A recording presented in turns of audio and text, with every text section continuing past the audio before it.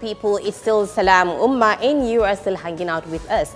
That was our daily report. Now it's time for our focal point segment where we are going to be talking to our guest on our topic today, which is Muslims in the entertainment industry. Ibrahim, who do we have? Yes, we have a very, very distinguished entertainer, gentleman entertainer.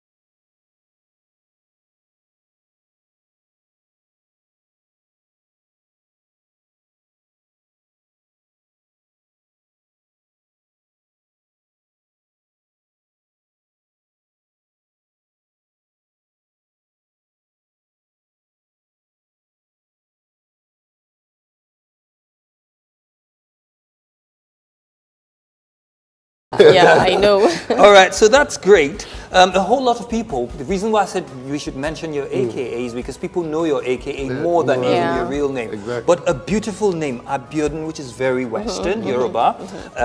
Sahid, wow. Which is the Arabic part, right?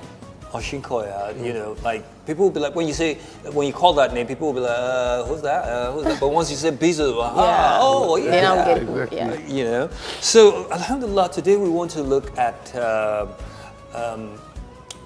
Muslims in the entertainment. You're a Muslim. What part of Nigeria are you from? I'm from Ogun State. Ogun State, all right. And what was growing up like for you? Growing up for me was very peaceful, like the religion of Islam. And you know, for me, I grew up here and in England, and my parents, my mom is a Christian and my dad's a Muslim. Okay. So growing up, we had to do Sort of like both. Both. Yeah. So Fridays we would go to the mosque. Saturdays we'll do Arabic lessons. Sunday And then we'll go Sunday to you church. find yourself in church. After church on Sundays we'll do Arabic lessons. Again. Wow. Again. So we used to do Arabic lessons. Saturdays Interesting. and Sundays. So you have both knowledge now. Both knowledge, you know. And growing up, you know, as I got older, I was going to church and the mosque, and you know, I just preferred Islam to. Yeah, at a point you had to decide. Okay. Christianity, you know, growing up, I was like, I can't be doing both. Both. You know, I have to just, you know, and I prefer to go with Islam. And, MashaAllah. and mashallah, you know, I'm here today. But you still stuck to your work, which is your work, your handwork, which is a talent from Allah subhanahu wa ta'ala. Now, when we say Muslims in entertainment, do you see any conflicting thing in that statement, Muslims in entertainment? Because a lot of people feel that there is no entertainment in Islam. Exactly. Like I say to a lot of people, I have a lot of friends that are Muslims that have converted to Christianity. You know, and they say, oh, because Islam is too hard, there's no entertainment. You know, in the church, you see people doing praise and worship, singing, with none of that in the mosque. And I said to them, look, it's not really about that. You know, to be honest, like in Islam, there's entertainment, but people choose to, because I guess the kind of people they communicate with or people they meet, they feel like, oh, Islam is too strict or boring. And I'm like, look, Islam is a way of life. And you know, as you live, there are things that you do to entertain yourself. Yeah. You know, you sitting there in your house and watching a movie, that's entertainment for yourself. So, and you can't tell me that, oh, Muslims don't sit down to watch movies. There are Arabic movies that we watch to learn about Islam. So, for me, I feel like entertainment is a very crucial part in Islam. Like a lot of people overlook, because a lot of people expect, oh, because they hear, oh, we go to this Muslim party, we can't dance, we can't drink alcohol. We can't do that. No, it's not about that. Like, to be honest, I feel for me, entertainment is more than those things. Entertainment is you sitting there in your house, playing with your kids and having fun. That's fun, that's entertainment. You're entertaining your kid is entertaining you. So Islam really, Islam and entertainment goes together. But it depends on how you want to see it and depends on what you want to see. You know, a lot of people get confused with what they feel like is entertainment, because I said to people, look, don't let shaitan deceive you. Yeah. Like, you get But carried sorry away. to cut you on that, but do you think that these restrictions is part of some of us growing up, because some household you find there are I think restrictions? it's restrictions from growing old. And I said to a lot of people, look, there's so many ways.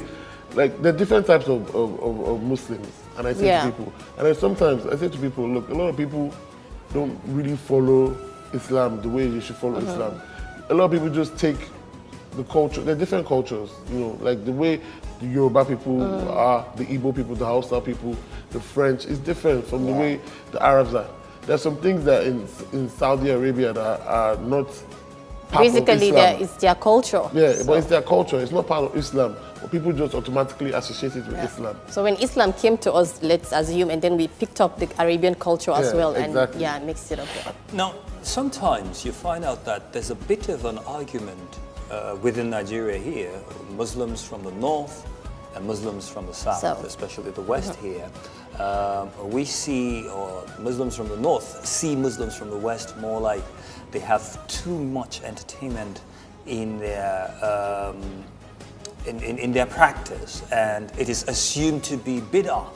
I'm sure you've come across that word. Yeah. So, are you not concerned about such? I mean, to be honest, I said to them, look, there's two types of Muslims in Nigeria.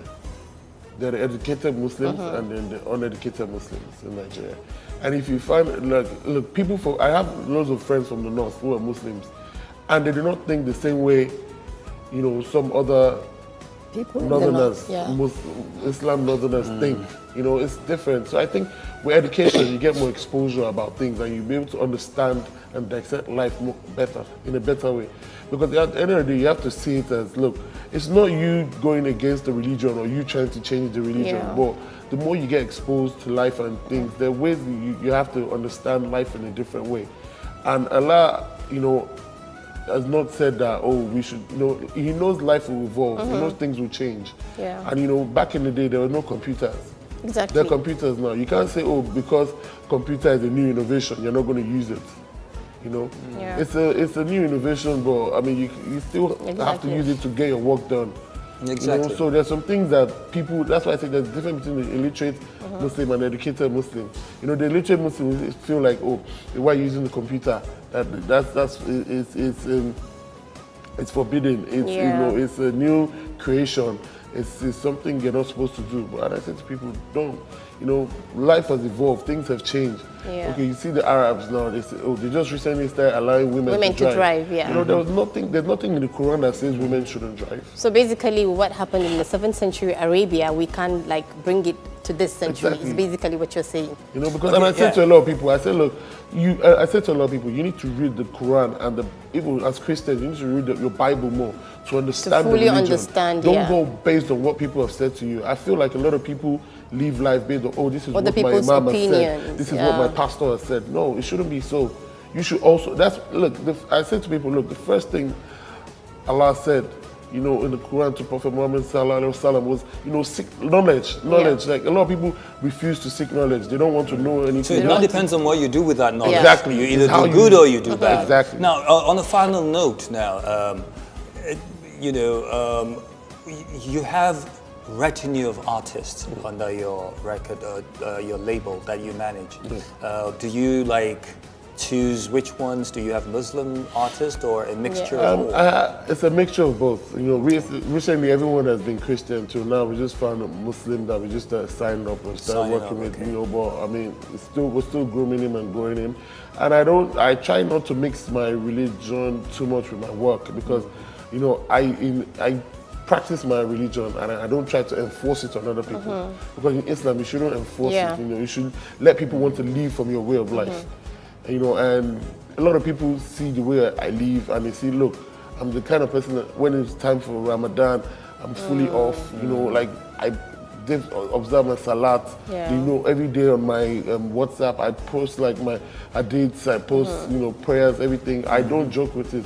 So if you're a close friend of mine, I do not joke on my religion. So it's just that it's a personal thing, so you don't have to rub it on everyone's face. I don't like to rub it on other people's faces. I don't like to You know, you see some people, I have so many friends that have tried to say, oh, you need to convert. I'm like, no. You know, live a good life. Let me see how you live, and then I'll choose if I want to convert or not. Yeah. But I'm happy the way I am. Right, yeah. You know, I'm happy in Islam. It gives me a lot of peace. It gives me a lot of joy. You know, I feel like every time I have problem and I speak to Allah, you know, like my problems go away. Like I find peace in it. I feel like it's my same place to go and hide when the world is going, you know, upside when down. Things are not you know, going when well. things are not going well, I just find myself, you know, go take my Quran, just read, pray, and just find your inner peace. myself. So your work does not disturb your work. practice. I don't let my work disturb And me. you do not influence others to I either do join. not. Because I know, but I let them see how I live, and a lot of them are inspired. there's no compulsion in No, it. you know, recently, alhamdulillah, one of my friends said to me, I want to be a Muslim. Wow. You know, and I'm going to start reading the Quran. I've bought the Quran. I want to start, you inspire me. Yeah. You know, I felt great with myself. Nice. You know, That's I the felt- point, you I know, we felt need great to with myself. lead by example. I almost shed a tear when he said Yeah. that, because I'm like, look, So now I you did not force inspired you, him. but because of what he sees me Yeah. post every day on my WhatsApp, he reads it, and you know, he's like, look, I want to actually be like you. Like, you know, it says to me, like, look, he has other friends in other religions, and they don't inspire him to do the same way. MashaAllah. So alhamdulillah, you have won a soul for Islam. Yeah. MashaAllah, barakallah. But I need to ask this: what do you think we need more Muslims in the entertainment industry? Do you No, think we need women?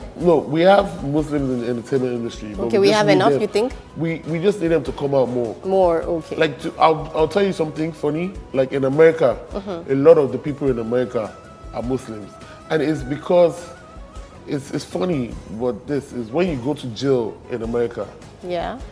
the most common religion in jail is Islam. Wow. So when they all come out of jail, they all come out as Muslims.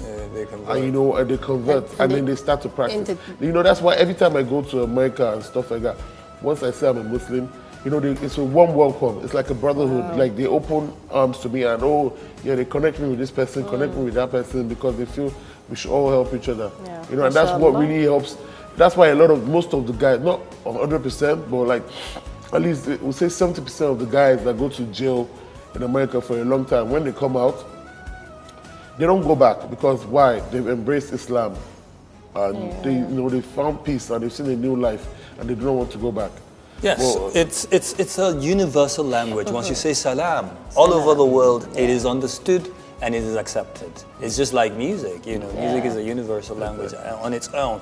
But that's why we have this show called Salaam Ummah, which means peace to the society, or a peaceful society, whichever way you want to look at it. We'd like to thank you very, very much for at least taking time out to come on our show. Abiodun Osikoya, Thank you for Thank aka you so much for Bizzle. being here with Did I get that right? Yes. All right. So I just need to You leave with the that name. before he thinks he's on stage and.